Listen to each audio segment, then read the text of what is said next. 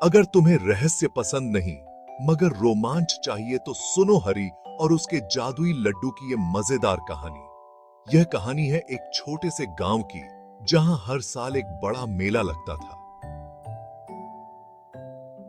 इस मेले में हर तरह की दुकानें और खेल होते थे और गांव के लोग बड़ी उत्सुकता से इसका इंतजार करते थे।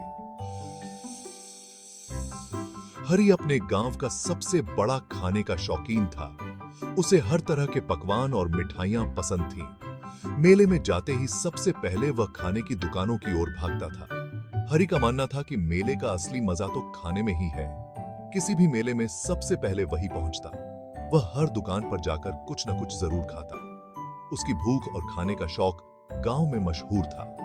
लोग उसे देखकर हंसते और कहते, हरी, तुम तो मेले के राजा हो। एक दिन उसे एक अजीब सी दुकान दिखी जिसमें सिर्फ एक लड्डू रखा था।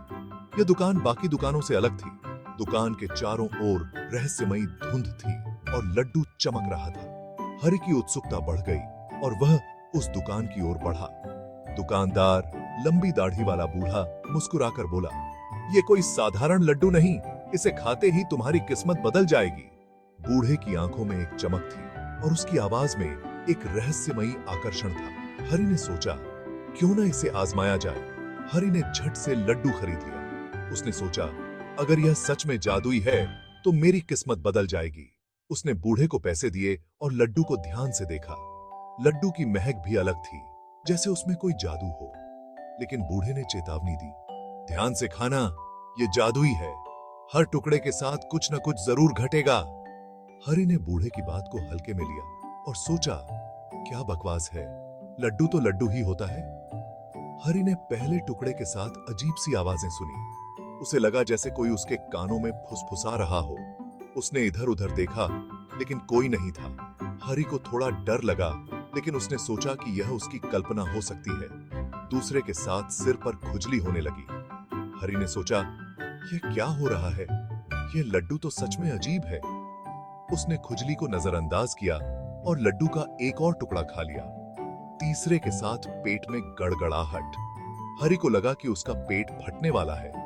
उसने सोचा, यह लड्डू तो सच में जादुई है, लेकिन यह जादू मेरे लिए अच्छा नहीं है। हरी को अब डर लगने लगा था। ईशमेही। पेट की तकलीफ से परेशान होकर हरी को समझ आया कि जादू लड्डू में नहीं, बूढ़े दुकानदार की चालाकी में था।